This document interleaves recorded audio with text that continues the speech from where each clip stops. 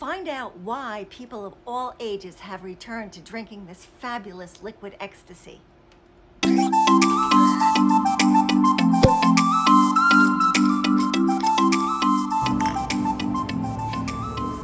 Little old British ladies sitting by the fire sipping port? Not anymore. I'm going to explain why that picture is outdated and why and how people of all ages have returned to this fabulous liquid ecstasy.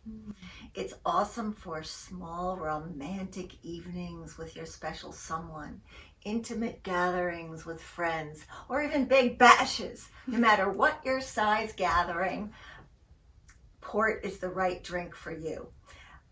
It will create a surprising, unique, and exciting experience for all your guests. It's so cool and chic. You'll be the talk of the town. Subscribe to Corks and Screw Caps because this is the only channel where you have a trained som and a trained chef that teach you about both food and wine and how they best work together. There are 6 different styles of red port, but I'm going to talk only about my personal favorite, 10-year tawny port. Port is made from black grapes in the very hot climate of the Douro Valley in Portugal. It's always made from Touriga Nacional, Tempranillo, called Tinta Roriz in Portugal, Tinta Franca, and Tinta Sul, though 25 other black grape varieties are allowed as part of the blend. All these grape varieties are indigenous to Portugal, except Tempranillo, which is a Spanish grape. Port is produced in a very unique process. The grapes are crushed and left to sit on the skins to extract that very dark color.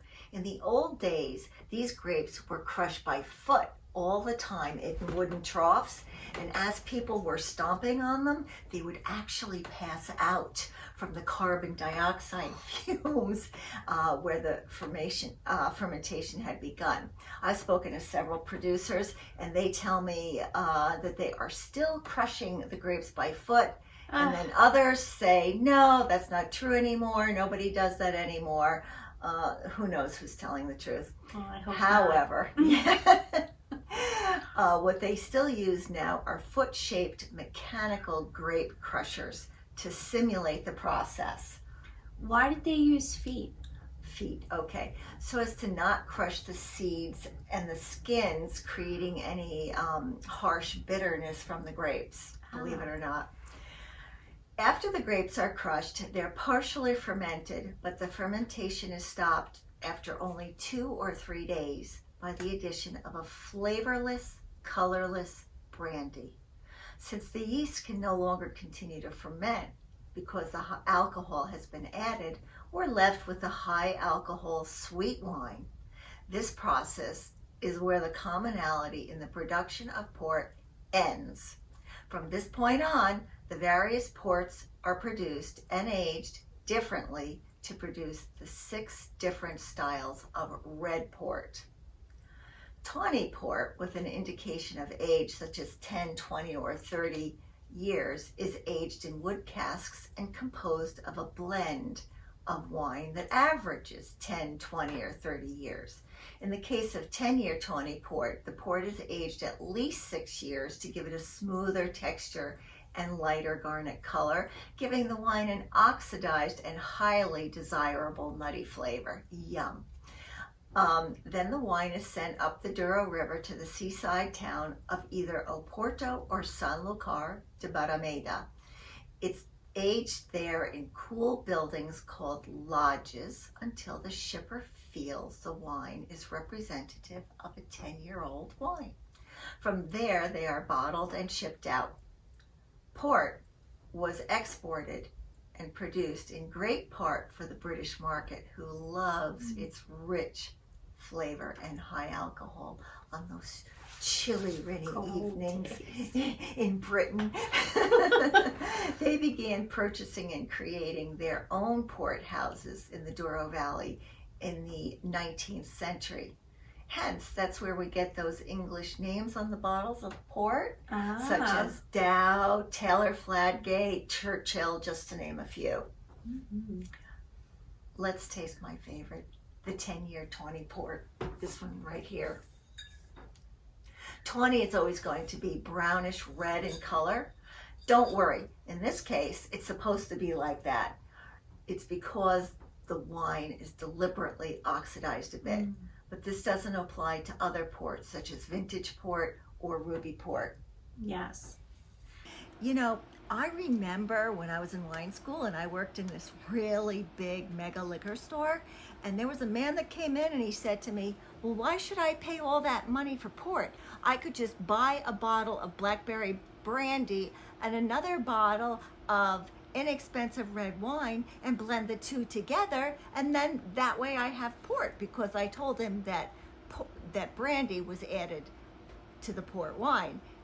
No, people, that's not what makes port. It is not the same thing. You can't mix brandy or blackberry brandy or any kind of brandy from the store with any kind of red wine and call it port. It's not the same thing, okay? Please don't do that. So now let's move on to the really fun part of port, the drinking and eating part. Yeah. Port's always sweet and considered a fortified wine, meaning the alcohol is increased with brandy. In the 1800s, the alcohol was used to stabilize the wine and prevent it from going bad on its long journey across the ocean.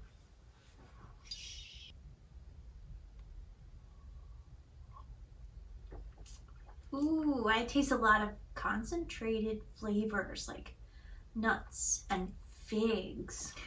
Don't forget raisins, caramel, and toffee. And it's creamy and smooth in texture and sweet and full-bodied.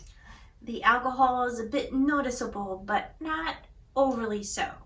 The flavors are so intense, and that's the part that helps you keep warm in the cold. Absolutely. This is a classic for 20 port and includes the aromas and flavors that you should get from a classic 20 port. Other styles of port will taste different, so keep that in mind when you're choosing a wine. The bottle we're tasting is Taylor Fladgate 10-year 20 port for $35 US. There's a basic level 20 port too, but it doesn't taste nearly as good, and it only costs around $9 to $13 US a bottle. Port is the absolute best on a chilly afternoon or evening, sitting by that cozy fire.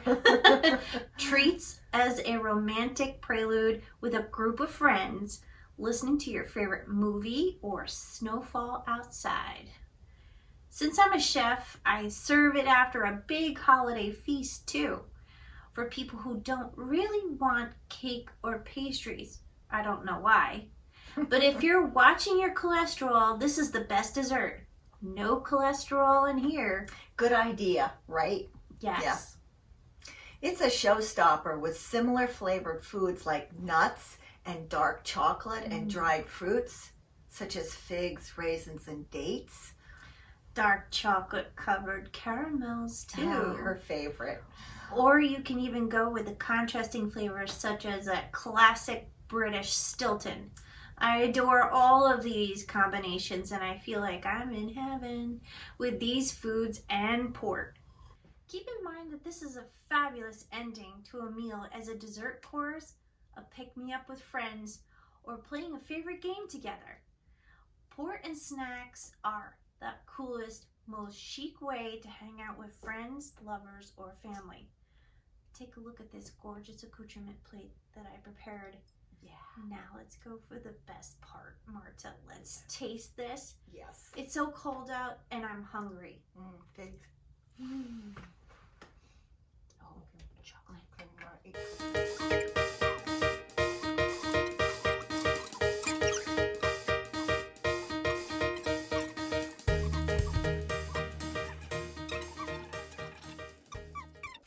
These are all perfect friends, seamlessly coming together on the plate. My favorite is the toffee. If you have never reached out and grabbed a bottle of this port, do so now. Yes, absolutely. Salud. Salud.